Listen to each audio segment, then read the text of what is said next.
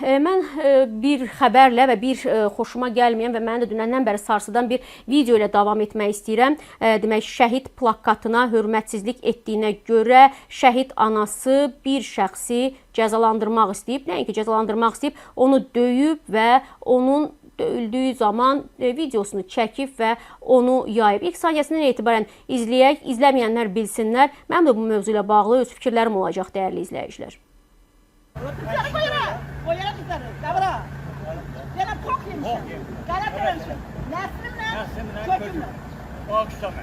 Senden ben keşmiyorum. O uğraş bilgiyi. Alça, buraya al. Uğraşma. Yok eleme. Neslimle, ölümle, bilimle, yalanla. Səsini unutmuşdum, dəyərli izləyicilər. Dünən izləyəndə unutmuşdum ki, ciddi söyüşlər var orada. Sizə rəva bilmirəm sabah-sabah. Elə görüntülərə baxsaz, o söyüşləri təsəvvür etsəz, mən sizə deyə bilərəm ki, əslində nələr baş verib. Əslində o, bax, bu o deyil, bu hərəkət deyil, bu cəzalandırma deyil. Hə, nə edib həmin şəxs dediyinə görə bir gecə əvvəl, gecə saatlarında həmin o şəhid plakatının yanında belə deyək də təbii ehtiyacını ödəyib.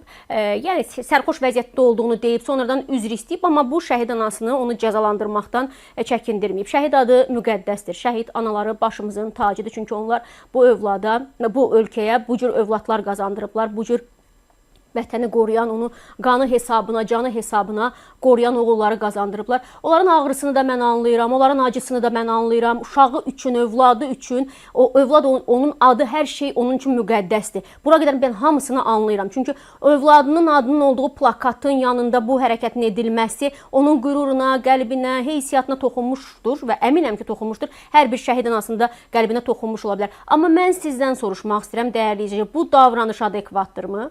Bu cəzalandırma mexanizmi, belə demək mümkünsə, adekvatdırmı?